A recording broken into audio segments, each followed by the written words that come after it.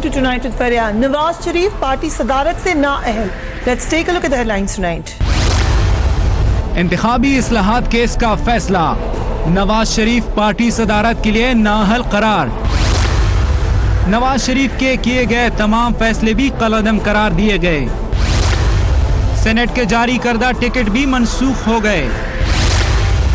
Supreme court के फैसले के मुस्लिम लीग नून की सियासत पर क्या असरात होंगे, पूछेंगे वजीर आजम के मुशीर मुसद्दिक मलिक से, तहरीक इंसाफ के रुकन कौमी असेंबली असद उमर से, पीपल्स पार्टी के सेक्रेटरी फाइनेंस हैदर जमान कुरैशी से.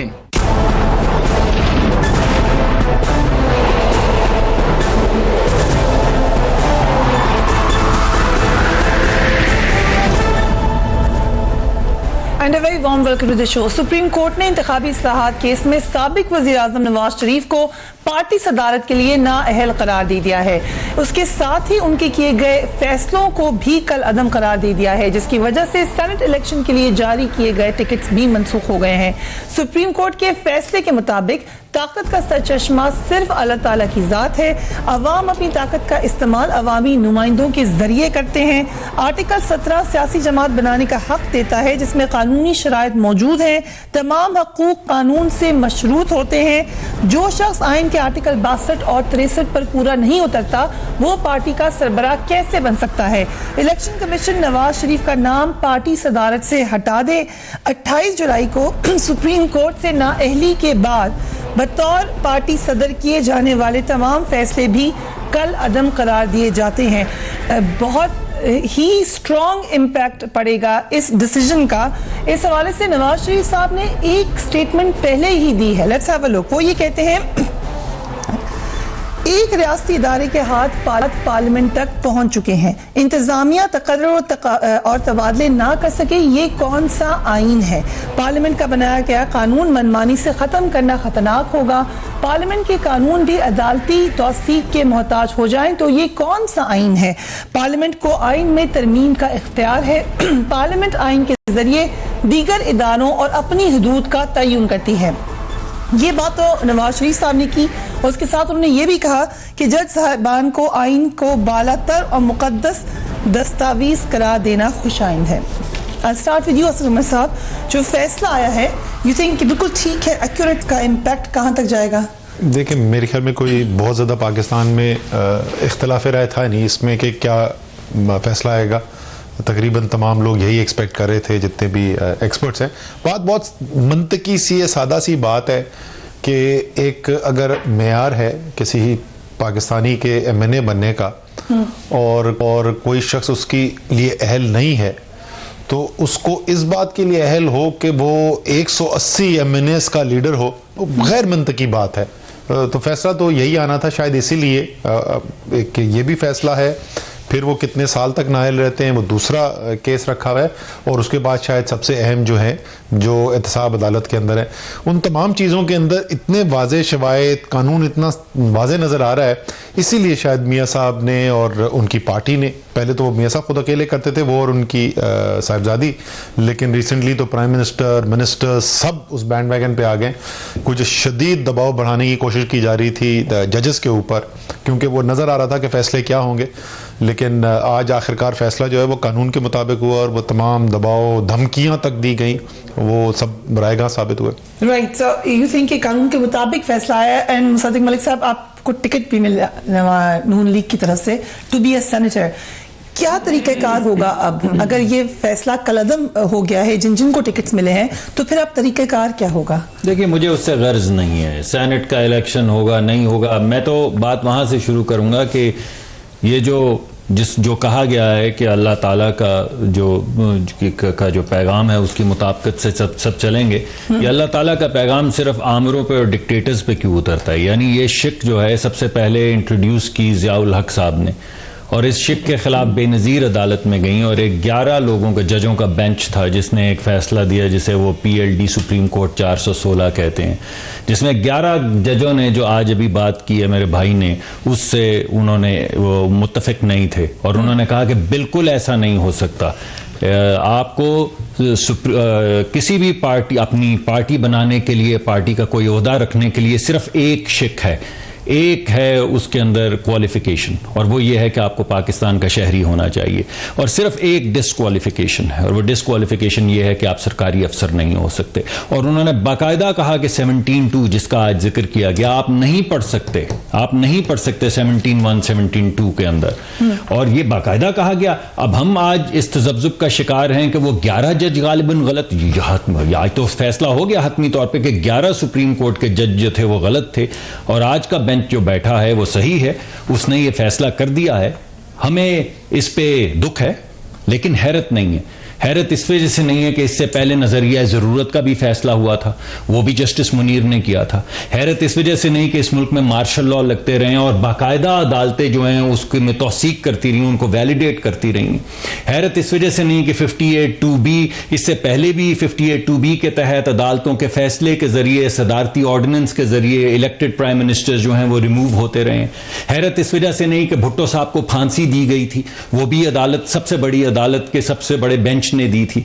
हैरत इस वजह से नहीं कि इससे पहले भी एग्जाइल हुए हैं, इससे पहले भी जो PCO यानी वो ऑर्डर जो मुअत्तल करता है आइन को, वो अदालतें उसको आगे बढ़ाती रही हैं, उसकी तौसीक करती रही। तो हैरत नहीं है, अलबत्ता दुख जिस तरह पहले मार्शल लॉज पे हुआ है, और हैरत थोड़ी सी अगरचे अभी बात तो नहीं की हैदर जमान साहब ने, पीपल्स पार्टी के हवाले से थोड़ी सी हैरत जरूर है कि वो फैसला जो बेनजीर के लिए वो लेकर गए थे, और वो फैसला जिसमें उनको प्रोटेक्शन मिली, उनका रवैया क्या है उस फैसले के तनाजुर में आज के फैसले पे, ये देखने की बात है। मगर कुछ बदले से हैं पीपल्स पार्टी के रवैये। पीपल्स पार्टी के रवैये बदले से नजर आ रहे हैं। जमान साहब, आर्टिकल 62-63 का जिक्र किया मुसद्दिक मलिक साहब ने, उस हवाले से आज के फैसले में ये लिखा है कि as a consequence it is decided that any person who suffers from lack of qualification under 62 or disqualification under Article 63 is debarred from holding the position of party head by whatever name called and prohibited from exercising any of the powers provided in Article 63A of the Constitution. ये बात, इसको क्या हम समझें जो मुसद्दिक मलिक साहब जिस तनाजुर में बात कर रहे हैं कि मिसयूज भी किया जा सकता है या किया गया? मैं तो रेफरेंस आपको फैसले का दे रहा हूं, इनको, ये तो लॉयर हैं हैदर जमान साहब, इनको पता है इस हैदर जमान साहब, आपका पॉइंट ऑफ व्यू क्या है?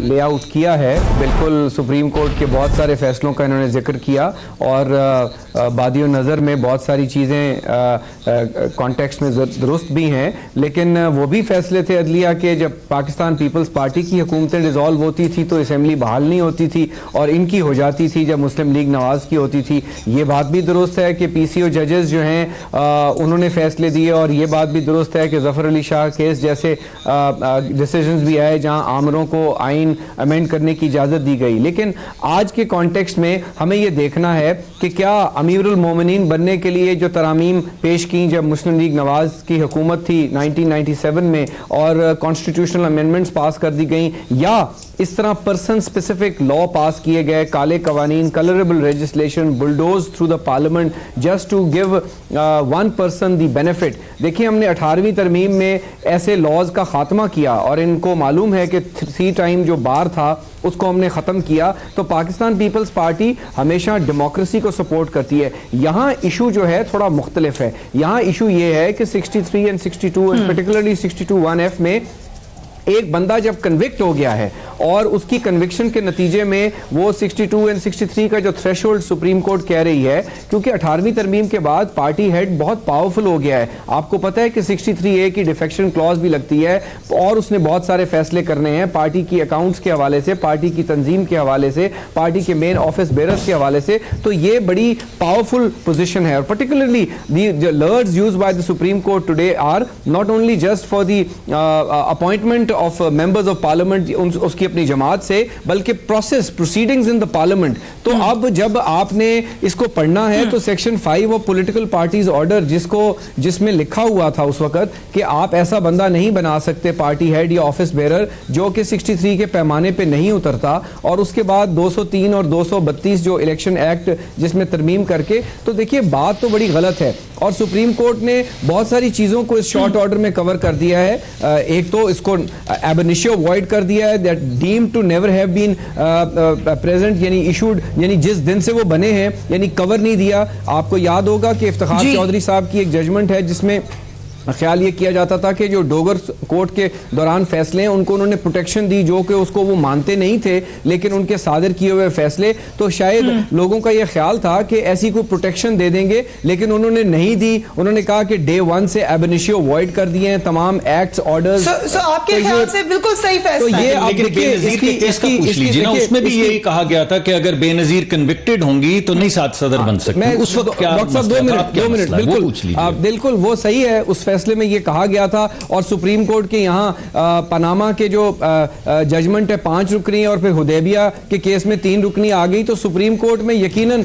बहुत सारे फैसले आए हैं, लेकिन इस फैसले में इसकी पॉलिटिकल रेमिफिकेशंस अपनी जगह, लेकिन लीगली ये फैसला कॉमन सेंस के भी करीब है और अदरवाइज भी करीब है कि अगर एक पार्लियामान में आपने पार्लियामान में अगर आर्टिकल 17(2) को इंश्योर करना है और आर्टिकल सेक्शन 5 की बात करनी है, तो ये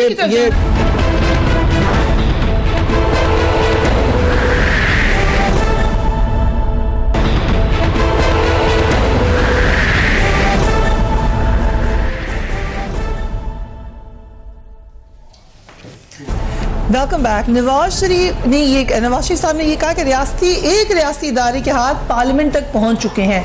इमरान खान साहब अपनी सपोर्ट देते हुए नजर आ रहे हैं अदलिया को। उन्होंने क्या कहा, लेट्स वॉच हिम।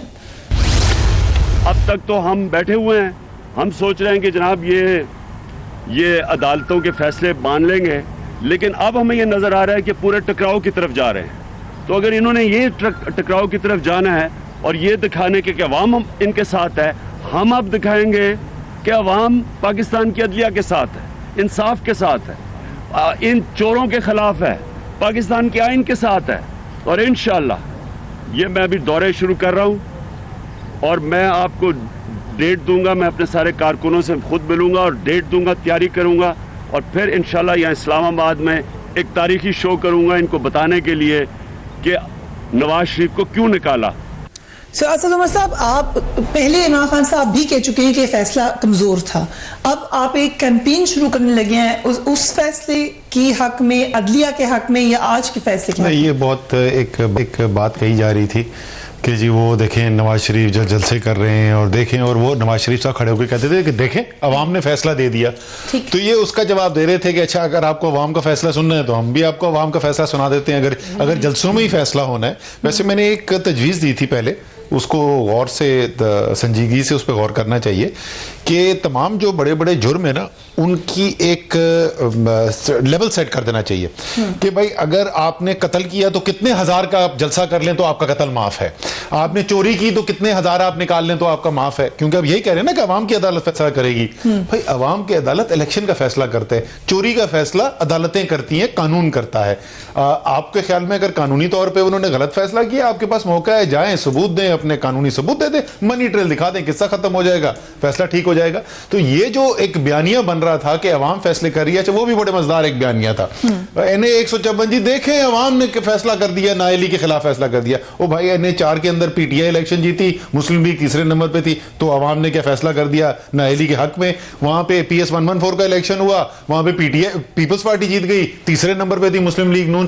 तो इलेक्शन सियासत एक अलग चीज है, जलसा एक अलग चीज है, उसका कानून से कोई ताल्लुक नहीं। मैं सारे पाकिस्तान के भी वोट ले लूं, मुझे कत्ल करने का हक नहीं है।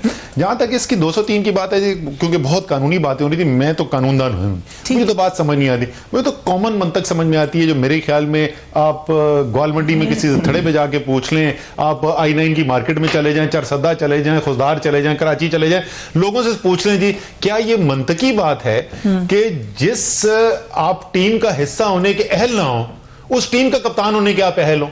मंतक की बात नहीं है ना। आप MNA बन नहीं सकते, लेकिन तमाम MNAs के लीडर हो सकते हैं। गैर मंतकी चीज थी, जो फैसला है वो बिल्कुल मंतकी लगता है। जैसे मैंने कहा, मैं कोई बहुत बड़ा कानूनदान हूं नहीं। ठीक है, लेकिन आपने हैदर ज़मान साहब की ये बात भी सुनी कि एक पॉलिटिकल नैरेटिव भी चल रहा है, और ये बात सच, आपने उसका जिक्र किया। उसको क्या फायदा होगा नवाज शरीफ के पॉलिटिकल नैरेटिव को आज के? जैसे मुस्तफा मलिक साहब कह रहे हैं हमें हैरत नहीं। देखिए, पहली बात तो मैं ये कहूंगा कि कानून के फैसले जो है वो कानून की बुनियाद पे होने चाहिए, उससे किसी को सियासी तौर पे फायदा होता है या नुकसान होता है ये नहीं होना चाहिए। क्योंकि बहुत सारे सियासी नागदीन का ये ख्याल था कि जी अगर ये नवाज शरीफ के खिलाफ फैसला आएगा तो नवाज शरीफ की मकबूलियत में इजाफा होगा। वह होगा, मकबूलियत में इजाफा तो होने दो, तो कानून तो नहीं इस बुनियाद के ऊपर फैसले कर सकता ना।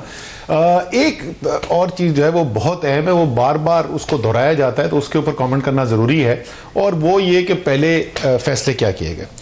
परसों एक फ्लोर पे एक मिनिस्टर ने तकरीर की, माजरत के साथ, मतलब मुनाफिकत की उरूज अगर आपने देखनी थी तो, और ये बयानिया सिर्फ उनका इनफरादी तौर पे नहीं है, ये इज्तिमाई तौर पे बयानिया है। उन्होंने एक ही अपने बयान के अंदर पहले क्रेडिट लिया कि देखे हम नवाज शरीफ ने अदलिया बहाल कराई थी, अब वो अदल को बहाल कराएंगे। और उसी बयान के अंदर उन्होंने कहा कि पीसीओ के जज कौन होते हैं फैसले करने वाले। अरे खुदा का खौफ करो, वो जो अदलिया की मूवमेंट आपने चलाई थी, जस्टिस इफ्तिखार चौधरी पीसीओ वाला जज था। उस वक्त तो आपको ख्याल नहीं है कि वो पीसीओ के बुत हैं, क्या यही कह रहे थे ना तलाल चौधरी, पीसीओ के बुत हैं, मियां साहब इनको घर भेजें। देखिए फैसले के ऊपर तनकीद जो है मुसद्दक मलिक साहब भी कर रहे हैं, इनका आईनी हक है, मुझे चाहे अच्छा लगे या ना लगे, इनको ये हक पहुंचता है कि वो फैसले के ऊपर तनकीद कर सके। लेकिन इस वक्त जो बयानिया चल रहा है वो फैसलों पर तनकीद नहीं है, वो आइन से बालातर है, वो आइन से बगावत है, वो जमहूरियत से इनहराफ है जो इस वक्त बयानिया चल रहा है। राइट मुसद्दक मलिक साहब, आपने कहा कि हमें हैरत नहीं हुई, शायद दुख हुआ होगा। आप ये नैरेटिव फिर अभी तक यूं ही चलेगा कि कोई साजिश है या कोई पावर है, कोई और रीजन है, ये अदल के ऊपर फैसले नहीं होते हुए नजर आ रहे हैं आपको? ये फैसला तो आपको पीटीआई के जो एक्स प्रेसिडेंट हैं मखदूम जावेद हाशमी साहब, उनसे पूछना चाहिए। यू बिलीव कि ये तो मंतक, ये तो उन्होंने खड़े होकर यहाँ पर पीटीआई के जलसे में उन्होंने खड़े होकर ये बयान ये कहा था कि यहाँ पर एक जुडिशियल कू होने वाला है, और उसके खदोखाल भी उन्होंने पेश किए थे। आपके पास रिकॉर्ड का हिस्सा है, किसी को चाहिए मेरी मैं जरा छोड़ने के बाद चले छोड़ने के बाद उनके सदर तो रहे, उनको किसी को सुओ मोटो में बुलाना चाहिए था, उनसे पूछना चाहिए था कि आप किस किस्म के जुडिशियल कू की बात कर रहे हैं। वो जितनी बातें उन्होंने की थी वो किस तरह सही साबित होती चली जा रही हैं। किसी को बुला के उनको पूछना चाहिए कि आप पीर हैं, आपके पास क्या ऐसा आला है, क्या ऐसा तरीकाकार है कि आते हैं गैब से या मज़ामी ख्याल में कि आपको सब पता था कि आगे क्या होने वाला है, और उनको आपने पार्टी का सदर मुंतखब किया तो जरूर इसी बुनियाद पे किया होगा कि वो पीर हैं, पहुंचे हुए हैं, ये बात कही थी जावेद हाशमी साहब ने। लेकिन लेट मी रिमाइंड यू कि ये पनामा केस के आने से पहले की बात, मैंने आपको यही कहा, तो जो बेसिस बना मैंने आपको अभी यही तमाम बातें मैं पेश कर रहा हूँ कि आने वाले वक्त का गुमान किसी पीर को ही हो सकता है ना। और यहाँ पे तो पीरी मुरीदे का कोई चक्कर होगा जो उन्होंने खड़े होकर वहां पे अपने गुमान का इजहार किया, और उसके बाद किसी ने उनको बुलाया भी नहीं। किसी को चाहिए था कि आप किस तरह इस तरह की बात कर सकते हैं अदालत के मुतल्लिक, आप जरा आए, तशरीफ लाएं, आप जरा बताएं आपके पास क्या सबूत है। कोई सबूत पेश होना चाहिए था कि आने वाले वक्त में आपको कैसे पता है कि नवाज शरीफ को जुडिशियल फैसला नहीं। जरा मैं अपनी बात मुकम्मल करूं, क्योंकि ये उससे कहा था जिस धरने बिल्कुल अपनी कोई बात नहीं, हमें इससे गर्ज नहीं है। मैंने तो आपको बड़ी बात बता दी, आप उनको प्रोग्राम में बुला के पूछें, किसी वक्त आप पूछ लें अगर उनको सुओ मोटो में नहीं बुलाया जाता कि आपको कैसे पता है। नवाज शरीफ साहब के बारे में भी जरूर कहें, मैं तो इस वक्त हम उनकी हर बात देखिए जरूर कहें या ना कहें, आप ना माने, आप कह दें मैं नहीं मानती बात, ठीक, इस प्रोग्राम में आप कह दें कि मखदूम साहब को वैसे ही वो दीवाने हो चुके हैं, वो उनके भी कहते हैं मैं नहीं मानती, आपका हक है। मैं तो आपको वो बता रहा हूं जो उन्होंने कहा। अब जरा मंतक की बात कर लेते हैं।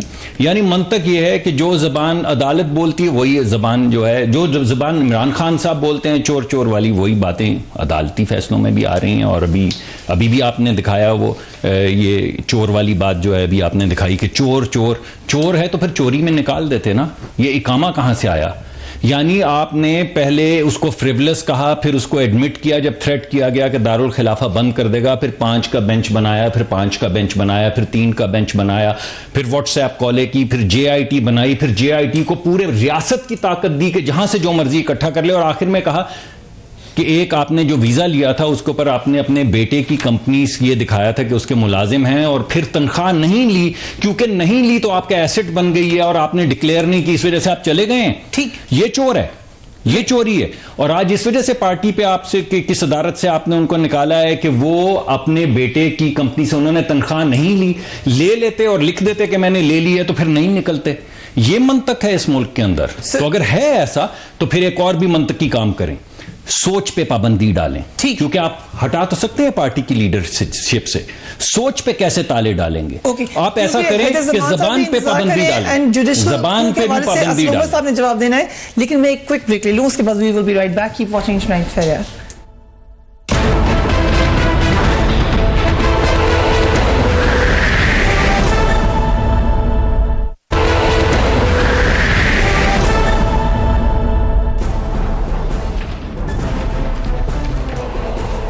Welcome back. Haider Zaman Qureshi sahab, I will come to you but quickly. Asad Umar sahab, अगर जुडिशल कू के हवाले से अभी मुसद्दिक मलिक साहब ने दोबारा ये बात की और पीएमएल बार बार याद दहानी करती रही है कि ये बात कही थी, यकीनन कही थी जावेद हाशमी साहब ने, कि कोई आपस में मामला तय हुए हैं पीटीआई के और जुडिशरी के। पहली बात तो ये कि जी जरूर जावेद हाशमी साहब को बिल्कुल बुलाना चाहिए, बुला के पूछे उन्होंने आपने क्यों कहा था।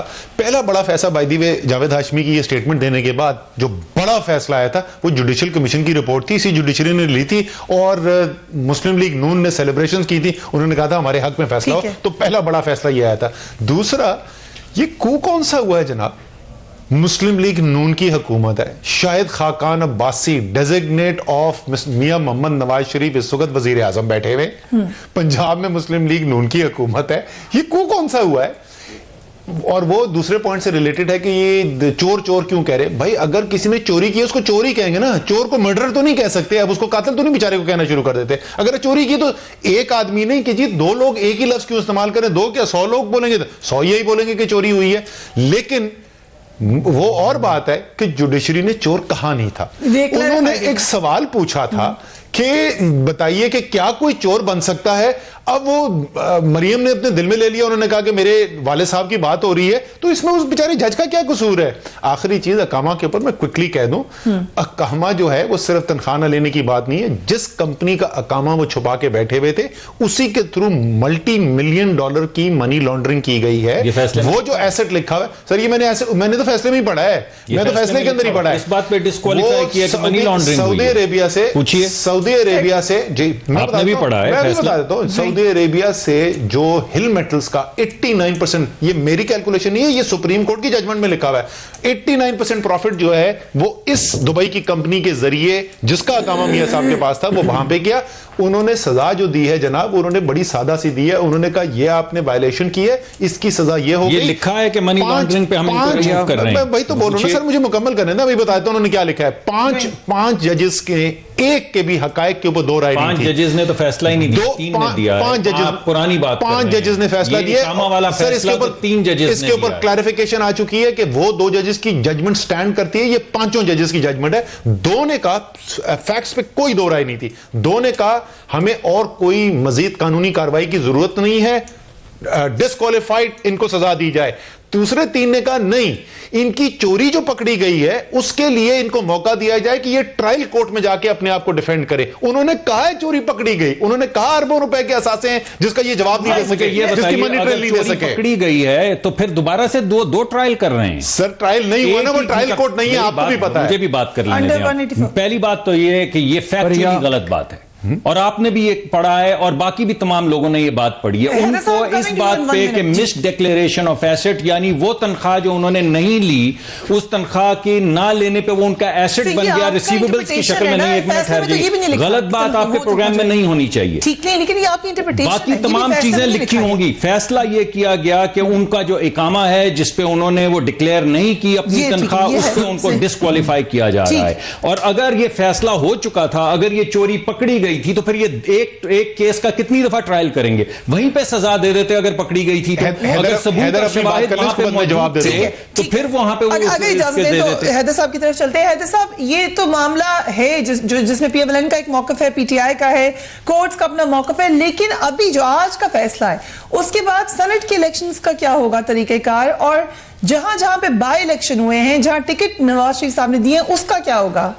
अब फरिया मैं इस पे आता हूँ, बट एक मैं बात कर दूं, जो मुसद्दिक मलिक साहब ने इब्तदाइये में PLD 88 सुप्रीम कोर्ट 416 की बात की, बेनज़ीर साहिबा की केस है, उसमें फैक्ट्स थोड़े से मुख्तलिफ थे। वहाँ पॉलिटिकल पार्टीज ऑर्डर ऑफ 62 जो है उसमें अमेंडमेंट्स की गई थी और ये कह दिया गया था जो सिक्योरिटी ऑफ पाकिस्तान के खिलाफ है, या कुछ ऐसी प्रोविजंस डाली गई थी जिसको सुप्रीम कोर्ट के फाजिल बेंच ने उस वक्त पार्शली सेट असाइड किया था, जो फंडामेंटल राइट्स जो आर्टिकल 17, 2 और 3 की बात की उससे मुतसादिम है। यहाँ पर उसको इक्वेट करना, यहाँ पे ग्राउंड रियलिटी और सिचुएशन डिफरेंट है। यहाँ पे आपने एक बुलडोज की प्रोविजन जिसके तहत छोड़ देना, हम चोर का लफ्ज ही यूज नहीं करते, एक बंदा जो अदरवाइज 62, 63 के अंदर बहुत सारे पैमाने हैं ना, कोई बैंक डिफॉल्टर हो सकता है, कोई मॉरल टर्पिट्यूड पे निकाला जा सकता है, कोई बहुत सारी ऐसी चीजें हैं, उसमें बार्स हैं, अगर वो किसी एक में फॉल करता है 63 की और वो पॉलिटिकल पार्टीज ऑर्डर और इलेक्शन एक्ट जो है वो कहते हैं, तो इनको उस पर माइंड नहीं करना चाहिए। और बिल्कुल पॉलिटिकल लीडर हैं, पॉलिटिकल लीडर को इस किस्म के फैसलों से हटाया नहीं जा सकता। जुल्फिकार अली भुट्टो को तो फांसी दे दी गई थी, मुसद्दिक मलिक साहब आपको तो सिर्फ नाहल किया कि आप सदारक नहीं, आप उनको रहबर बना दें, कुछ बना दें, that is besides the point. But ये for all times to come है कि एक ऐसा शख्स जो कि सही नहीं है उस पैमाने के मुताबिक, इसमें जज्बाती होने की जरूरत भी नहीं है कौम को और हम सबको। आई थिंक ये एक बेहतरी की तरफ हम जा रहे हैं कि पार्लियामेंट अगर लेजिस्लेट करती है तो उसको सोच समझ के कलरेबल लेजिस्लेशन नहीं करनी चाहिए। दूसरी बात, I think I agree with Asad Umar के जो इन्होंने कहा कि आपको इस मुल्क में जो डेमोक्रेटिक क्रेडेंशियल्स हैं वो अबव बोर्ड लाकर, और कॉमन मैन को भी तो समझ आनी चाहिए कि इस मुल्क को आप क्या लीडरशिप दे रहे हैं। और जहां तक अकामे पे बहुत डिबेट हो रही है, बात यह है कि पहले तो वो जो 9 MNAs हैं या 12 जिनको आपने मिस डिक्लेरेशन पे डिस्क्वालीफाई किया, स्टार्टेड फ्रॉम वो एक साबिक जस्टिस साहब हैं और बहुत सारे और लोग हैं। बात ये नहीं है कि आपने चोरी की या पकड़े नहीं गए या उसकी निटी-ग्रिटीज में कि आपने JIT बनाई, गलत हुआ, सुप्रीम कोर्ट का एक फैसला है, आप उसके एग्री नहीं करते, लेकिन बात यह है कि आपने असासा छुपाया। तनख्वाह लेना ना लेना की बात नहीं है, आपने ऑन ओथ उस नॉमिनेशन फॉर्म में एसेट डिक्लेयर नहीं किया और आपने मिस डिक्लेरेशन की। जिस तरह बाकी MNAs को सजा हुई आपको भी हो गई, और 2 फाजिल जज साहबान ने आपको सादिक और अमीन भी कहा कि आप नहीं हैं। अब आ जाएं सेनेट के ऊपर। देखिए ये इसकी रैमिफिकेशंस 2 तरीके से हो सकती हैं और इसकी क्योर भी 2-3 पॉसिबिलिटीज हैं। एक ये है कि इलेक्शन कमीशन जो है फ्रेश शेड्यूल दे दे सेनेट इलेक्शन का, ताकि इनको एक लेवल प्लेइंग फील्ड मिलनी चाहिए, क्योंकि यह भी बड़ी गलत बात है कि एक हुकूमत या एक पार्टी जिसकी एक साइजेबल रिप्रेजेंटेशन है कम से कम पंजाब में और फेडरल नेशनल असेंबली में, उनके लोग आउट न हो या उनको इन ल्यू ऑफ पार्टी लीडर जो नया वो इलेक्ट करते हैं उनकी टिकटें सबमिट करने के लिए उनको एक प्रोविजन दे दी जाए। ये लॉजिकल बात होगी, क्योंकि हम इनका मैदान और पार्लियामान में मुकाबला करना चाहेंगे, हम टेक्निकल नॉकआउट पे नहीं जाएंगे। लेकिन ये फैसला सुप्रीम कोर्ट का जो है फरिया, ये बिल्कुल लॉजिकल है और आइन और कानून के मुताबिक है और फंडामेंटल राइट से मुतसादिम था।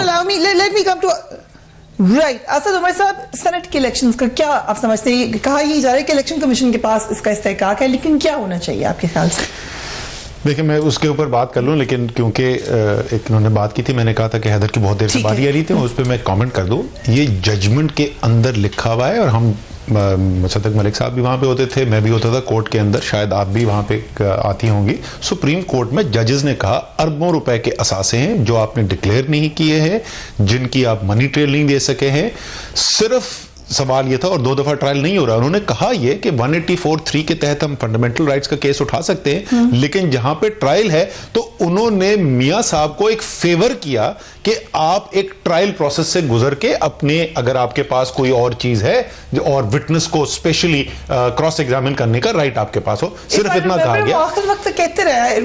आखिरी दिन जज साहब ने कहा कि भाई आप ये छोड़ दें कि 2006 में किसकी मिल्कियत थी, खुदा का वास्ता एक कागज ये तो दिखा दें आज किसकी मिल्कियत है, आप तो आज के भी कागज नहीं दिखा रहे। चले वो बात होगी, हमने उसको क्लियर कर लिया जजमेंट में क्या किया गया। जहां तक सेनेट का ताल्लुक है जी, जो कानून के मुताबिक है उसी के मुताबिक फैसला होना चाहिए। अगर कानून के मुताबिक मुस्लिम लीग नून को यह हक बनता है कि वो दोबारा से अपनी नए नॉमिनेशंस वहां पे फाइल कर दें, तो इनको बिल्कुल हक मिलना चाहिए। अगर कानून के मुताबिक ये हक नहीं होता तो नहीं मिलना चाहिए। मतलब मेरी इस पे पोजीशन बहुत सिंपल है, जो कानून है वो इंप्लीमेंट कर दें, हमें इस पे पे कोई सियासी फैसला नहीं होना चाहिए। जो कानून इम्प्लीमेंट करते हैं ये तो बता दें सर, कौन नए पार्टी सदर हो सकता है? कोई आइडिया? मुझे मालूम नहीं है, वो तो पार्टी करेगी। डिस्कस हुआ? मुझे नहीं मालूम, अगर डिस्कस अभी तो फैसला आया है यार, एक फरिया घंटा पहले। मियां नवाज शरीफ नून के दोस्तों ने पहले हमें कहा था, वो कह रहे थे कि कुलसूम नवाज को शायद सदर बना। कुलसूम नवाज साहब को ये इनको मुझसे ज्यादा इत्ला होगी ना, ये कोर कमेटी के मेंबर हैं, ये मुस्लिम लीग के मेंबर भी हैं, उनके वहाँ की तमाम जो गुफ्तगू होती है उसके मैंने तो कहा मुस्लिम लीग नून के एमएलए जो हमें कह रहे थे, मुझे पता होता तो मैं आपको बता देता ना। मैं भी तो मुस्लिम लीग का रिप्रेजेंटेटिव हूँ, यहाँ पर बैठा हुआ और तर्जुमान भी हूँ, और मैं आपको बता रहा हूँ कि अभी ये फैसला नहीं हुआ तो पीटीआई से पूछ लीजिए कि कौन होगा, उनको ज्यादा पता होगा। मैं आपको बताता हूँ किसको होना चाहिए। आपको आप बता दें किसको होना चाहिए? आप मुझसे पूछ लीजिए, रहने दीजिए, मेरा तो उन्हीं से पूछ लीजिए। जिसको भी मुस्लिम लीग नून चाहती है उसको होना चाहिए, इनका फैसला हमें किसी से क्या। जिसको मुस्लिम लीग नून चाहती है, आप फिर पीटीआई से ही पूछ लीजिए किसको होना चाहिए, क्योंकि तमाम की ख्वाहिशात पूरी हो जाएंगी। उनसे भी अगर पूछ लीजिए, मैं बाद में बता दूंगा कौन होने चाहिए। पूछ लीजिए। मैंने तो बता दिया, मियां नवाज शरीफ साहब ने कह दिया हुआ है, खसूस लेनी है। मियां नवाज शरीफ साहब ने कह दिया हुआ है ऑलरेडी कि शहबाज शरीफ साहब नेक्स्ट प्राइम मिनिस्ट्रियल कैंडिडेट है, और अगर हाउस ऑफ शरीफ में वो सबसे कॉम्पिटेंट है, और मरियम बीबी ने भी कल कहा है, और यकीनन तो लाइकलीहुड यही होगा। बट इस्तेहकाक बिल्कुल डॉक्टर साहब ने सही कहा है कि इनका नहीं, मैंने तो आपको बताया, आपने बहुत अच्छा किया, आपको पीटीआई ने भी बता दिया, आपको पीपल्स पार्टी ने भी बता दिया, और मुस्लिम लीग का तो खैर जो मैं बयानिया दे रहा हूं वो तो एक्सेप्टेबल नहीं, उसको छोड़ देते हैं, बाकी लोगों से पूछ लेते हैं। लेकिन सेनेट के इलेक्शन से वही होना चाहिए जिसका ये अंदिया दे रहे हैं। पहले बात तो ये होना चाहिए कि लोधरा में जो हारा है उसकी जीत मुकर्रर कर देनी चाहिए, क्योंकि वो डिस्क्वालीफाई कर देना चाहिए जो जीता है, क्योंकि उसकी नॉमिनेशन जो थी वो पार्टी के सदर ने साइन किए थे, और तमाम नॉमिनेशन सेनेट की जो है वो कैंसिल कर देनी चाहिए, क्योंकि नवाज शरीफ साहब ने वो साइन की थी।